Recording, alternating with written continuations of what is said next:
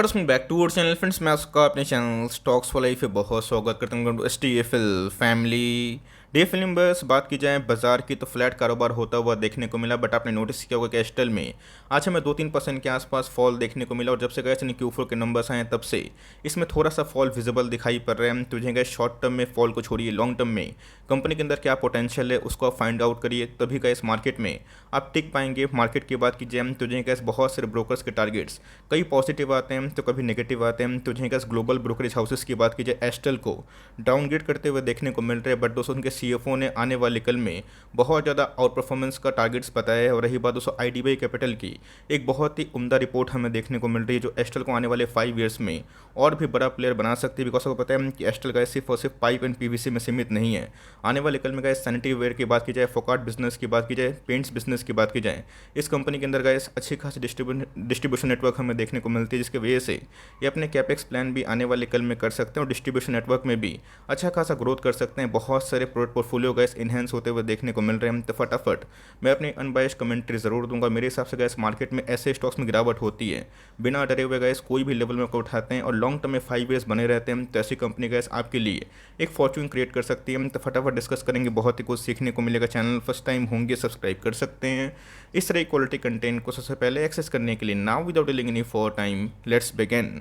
तो पता है कि पाइप एंड पीवीसी की जो कंपनी हमें देखने को मिलती है उसका उसमें ऐसे अगर आप देखें एस्टल सबसे सुप्रीम जो पोजीशन है उसको कमांड करता है। बट आपको अच्छे से पता है कि पिछले कुछ समय से गैस एस्टल में हमें 700 से 800 पॉइंट के आसपास करेक्शन देखने को मिल चुकी है। तो ऑल टाइम हाई से गैस 25-30% से ऊपर हमें करेक्शन देखने को मिल चुकी है। आज ही मार्केट की बात की जाए सेंटीमेंट पॉजिटिव ही हमें देखने को मिल रहा है। तो बट एस्टल की बात की जाए लोअर लो फॉर्मेशन होता हुआ देखने को मिल रहा है और क्लोजिंग की बात की जाए 1771 के आसपास क्लोज जरूर हुए हैं।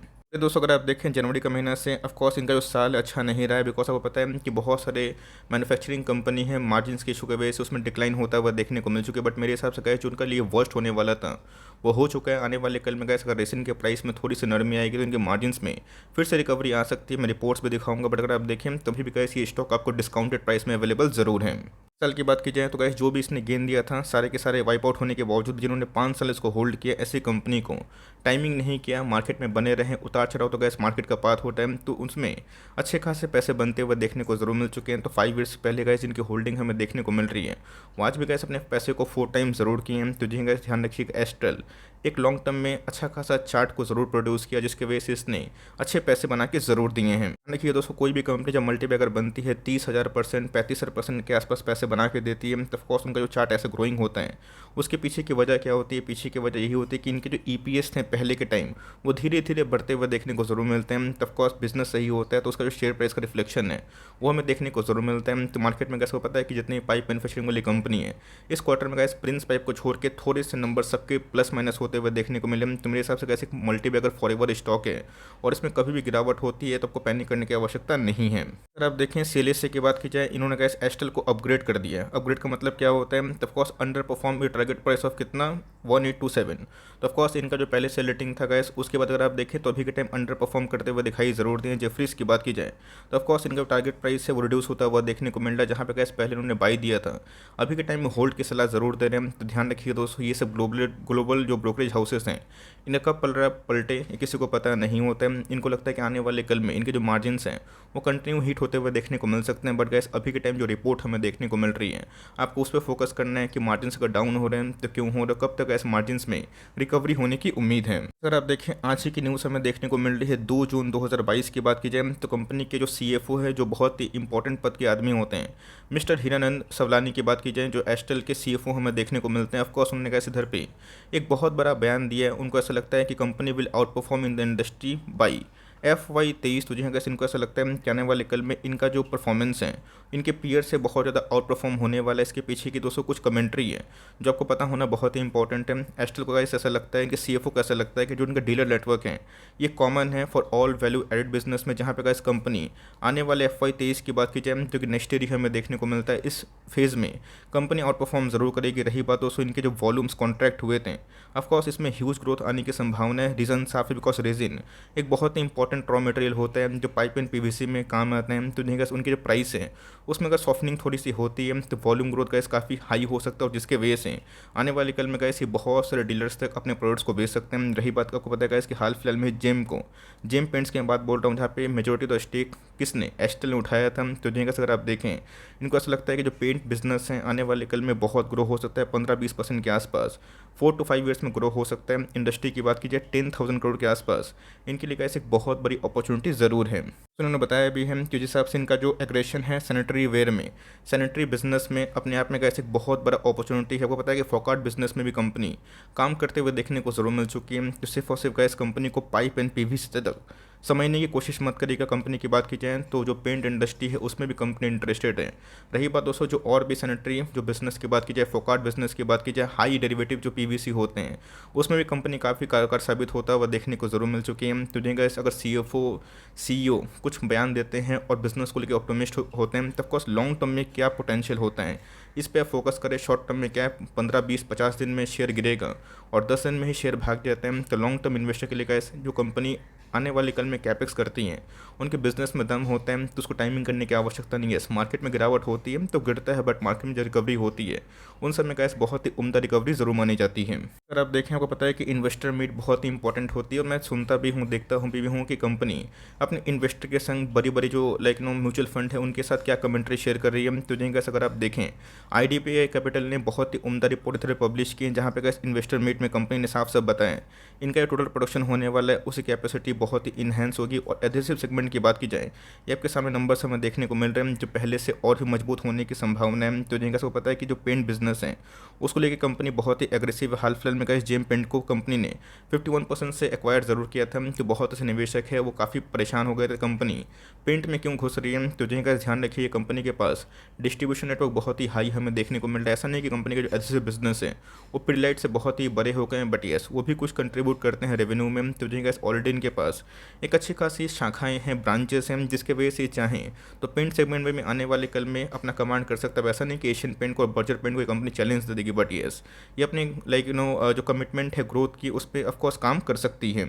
सबसे बताया भी है कि जो इनके अपॉर्चुनिटी है पेंट सेगमेंट में ये बहुत ही फल फूल सकते हैं। FY25 की बात की जाए 69,000 करोड़ के आसपास जो मार्केट कैप है जो कि ग्रो होने की संभावना है, इस पे कंपनी का फोकस है। और रही बात उस कंपनी की जो 4A प्लान है सैनिटरी सेगमेंट में ये बहुत ही बढ़ते हुए देखने को मिल रहे हैं। भुवनेश्वर प्लांट की बात की जाए ऑफकोर्स का इस कंपनी ने इधर पे भी अपने प्लांट को सेटअप जरूर किया है। और रही बात उसको हाई डेरिवेटिव जो PVC ड्रेनेज पाइप्स होते हैं, ये कंपनी का इस हाउस होल्ड जो प्लम्बिंग होती है, इंडस्ट्रियल एप्लीकेशन होती है, उसमें भी काम जरूर कर रही है। तो रही बात उसको आने वाले कल की ऑफकोर्स जो 1500 करोड़ के आसपास अगर आप देखें 15,000 मिलियन रुपीस हमें देखने को मिल रहा है। अगर आप करोड़ में कन्वर्ट करें तो 1500 करोड़ के आसपास जो इनकी एग्जिस्टिंग प्लान को छोड़ मतलब एग्जिस्टिंग प्रोडक्ट को छोड़ के जो न्यू प्रोडक्ट है इसमें कंपनी एडिशनल रेवेन्यू कर सकती है जो न्यू बिजनेस से आएगा, जिसका अगर आप अनुमान देखें 4 to 5 ईयर्स के आसपास देखने को जरूर मिलता है। इसी बिजनेस की बात की जाए तो देखिए वही 15% के आसपास सालाना ग्रो हो सकता है। रही बात इनके पाइप एंड PVC बिजनेस की, ये भी कैसे 15% के आसपास ज़रूर सालाना बढ़ सकता है। ये कैसे मिनिमम एक्सपेक्टेड इन्होंने आने वाले 5 ईयर्स के लिए कन्वे किया। रही बात अल्लू अर्जुन, साउथ इंडिया का एक बहुत बड़े कलाकार हमें देखने को मिलते हैं, उन्होंने कैसे ब्रांड एम्बेसडर उनको ज़रूर बनाया। तो मेरे हिसाब से कैसे आने वाले कल में इनका जो कैपेक्स है वो बहुत ही अच्छा हमें देखने को मिल रहा है। और रही बात दोस्तों न्यू प्रोडक्ट पोर्टफोलियो से, अगर ये अपने 1500 करोड़ के आसपास आने वाले कल में 4 to 5 ईयर्स में रेवेन्यू जनरेट करते हैं, ये एक बहुत बड़ी बात हो सकती है। तो जैसे गैस मैंने क्या बताया कि सब का जो टारगेट्स होते हैं वो प्लस माइनस होते हैं, बट इस प्रकार से अगर आप देखें IDBI कैपिटल ने टारगेट्स को थोड़ा सा बढ़ चढ़ के ज़रूर बताया है। अगर आप देखें तो ऑफकोर्स ये जो आंकड़ा हमें देखने को मिल रहा है IDBI का जो ऑफिशियल रिसर्च पेपर है वही मैं पढ़ रहा हूँ, क्रेडिट उन्हीं को जाता है। बट इसी बीच में अगर आप देखें CLSA की बात की जाए, जेफरीज की बात की जाए, भले का उन्होंने थोड़ा सा अंडर परफॉर्म का टारगेट दिया है या फिर होल्ड का टारगेट दिया है। बट अगर आप देखें IDBI कैपिटल की बात की जाए, इनका ऑलमोस्ट टारगेट प्राइस आने वाले फॉरवर्ड 1 साल के लिए ये 2300 को ज़रूर बता रहे हैं। तो गैस प्लस माइनस होते रहता है, बट मैंने क्या बताया कि कंपनी पे समझ होना बहुत ही महत्वपूर्ण है। तो आने वाले कल में गैस इनका जो बिजनेस एक्सपेंशन है उसमें कोई भी डाउट मुझे दिखाई नहीं पड़ती है। तो मेरे हिसाब से गैस प्राइस डिक्लाइन होता है सेंटीमेंट के वजह से, और जो वीक हैंड्स भागते हैं, तो मेरे हिसाब से गैस जो स्ट्रॉन्ग हैंड्स हैं आप चाहें तो उन सब स्टॉक्स को पकड़ सकते हैं जिनकी लॉन्ग टर्म में एवर लास्टिंग बिजनेस है। बिकॉज मैं आप ही से पूछना चाहता हूँ कि पाइप एंड PVC का बिजनेस कभी खत्म नहीं होगा, तो एस्टेल जैसी कंपनी आने वाले 5 ईयर्स में कहाँ जाएगी? ऑफकोर्स इधर पर ही रहेगा। याद रखिएगा गैस ये हमेशा से फर्स्ट पिक होनी चाहिए उनके लिए जो मार्केट में नए हैं और पुराने भी है। ऑफकोर्स अगर आप प्रिंस पाइप में या फिर कोई भी अपोलो पाइप्स में प्रकाश पाइप में निवेश करते हैं, तब कि हमेशा सेकंड या फिर थर्ड प्रायोरिटी होनी चाहिए, बट फर्स्ट प्रायोरिटी हमेशा एस्टेल होनी चाहिए गाइस, बिकॉज इसने कंसिस्टेंट वे में अपने शेयर होल्डर्स को बहुत ज़्यादा रिवॉर्ड ज़रूर किया है। ऑलरेडी गाइस मैंने बहुत बार आपको बता चुका हूँ, सिखा भी चुका हूँ कि कैसे आपको इनके बैलेंस शीट पढ़ना है, देखना है कंपनी के सेल्स कैसे हैं, प्रॉफिट कैसे है, कंपनी का मार्केट कैप कैसा है। ऑफकोर्स एक लार्ज कैप कंपनी 35,000 करोड़ के आसपास की मार्केट कैप को ओन करती है ऑल टाइम हाई से। मैसिव डिस्काउंट अवेलेबल है, तो गिरता भी है तो 10-15% के आसपास हमेशा डाउन साइड अपना CMP से लेके ही चले। बट ये अगर आपने 2022 पे भी लिया हुआ है तो कोई डरने वाली बात नहीं है, डिप देता है तो वहाँ पे आप एवरेजिंग कर सकते हैं। प्राइस होल्डिंग की बात की जाए थोड़े से महंगे ज़रूर है, बट कंपनी अगर आप देखें कंटिन्यूसली बेसिस पर, अगर आप देखें ROE और ROC जनरेट करती है, तो मेरे हिसाब से गैस लॉन्ग टर्म में एक बहुत ही अच्छा फॉर्चून मेकर कंपनी बन सकती है। कंपनी की बात की जाए तो जी गैस मैक्सिमम जो स्टेक है प्रमोटर इसको ओन करते हैं, और FIS की बात की जाए अपनी होल्डिंग 4-5% कम कर चुके हैं। तो भाई ये स्वाभाविक सी बात है, बिकॉज FIS ने पिछले 8-9 महीना से बहुत जी तोड़ के बिकवाली की है। बट DAS की बात की जाए उन्होंने गैस इसको ऑब्जॉर्व भी किया। रही बात पब्लिक होल्डिंग भी इस क्वार्टर में और पिछले कुछ समय से थोड़ी सी बढ़ते हुए देखने को ज़रूर मिली है। हिसाब से गैस फॉर लॉन्ग टर्म इनके जो कैपेक्स हमें देखने को मिलते हैं, जो इनके कमिटमेंट हमें देखने को मिलते हैं इनकी इंडस्ट्री ग्रोथ को लेकर और न्यू प्रोडक्ट को लेकर, ये मुझे बहुत ही अच्छे दिखाई पड़ रहे हैं। तब के पास कोई भी लेवल्स में है इसको होल्ड करें। और मेरे हिसाब से गैस पाइप एंड PVC में अगर आपके पास सिर्फ एक ही ऑप्शन है तो गो विथ एस्टेल गैस। अगर आप थोड़े ले सकते हैं, कंपनी की बैलेंस शीट समझते हैं, तो प्रिंस में अगर आपने निवेश किया तो कोई दिक्कत वाली बात नहीं है। बट येस एस्टेल भी आपके पोर्टफोलियो में अगर आप चाहें इसको होल्ड कर सकते हैं। फ्रेश बाइंग की बात की जाए मेरे हिसाब से गैस जो कैंडल आज के टाइम बनता हुआ दिखाई पड़ रहा है, अगर ये थोड़ा सा मोमेंटम लॉस करते हैं तो आने वाले कल में गैस अगर ये 1700 के आसपास या फिर उससे नीचे मिलता है तो for long term go head हो सकता है। और उसके नीचे गिरता है तब चाहे तो एग्जिस्टिंग होल्डिंग पे अगर आपके लॉसेस हैं तो उसको एवरेजिंग करिए। ऑफकोर्स हमारे तो लॉसेस नहीं है, बिकॉज हमने बहुत ही पहले से इसको होल्ड किया है। प्रॉफिट ऑफकोर्स डाउन हुए, बट लॉन्ग टर्म में गैस ऐसी कंपनी पे संदेह नहीं करना चाहिए जो कंपनी मार्केट लीडर है और जिनका एक्सपेंशन का बहुत ज़्यादा एग्रेशन हमें देखने को मिलता है। तो कंपनी फंडामेंटली अच्छी है और इस कंपनी को लॉस में ना बेची सिर्फ टारगेट्स देख के कि ये अंडर परफॉर्म हो गया। हो सकता है कि 3 महीना 6 महीना आपको और परेशान करे, बट येस अगर आप इसको 3 साल 5 साल होल्ड करते हैं तो ऑफकोर्स मुझे लगता है कंपनी आने वाले कल में एक और भी बड़ी कंपनी कन्वर्ट हो सकती है। आपका क्या व्यू है कमेंट बॉक्स में चाहे तो ड्रॉप कर सकते हैं। तो वीडियो सही लगे तो एक लाइक कर दीजिएगा, और चैनल फर्स्ट टाइम होंगे तो यहाँ से सब्सक्राइब करना भूलिएगा। फर्दर कोई डाउट है ज़रूर ड्रॉप कर सकते हैं, और कुछ और रिव्यू चाहिए उसका भी नाम ड्रॉप करना भूलिएगा।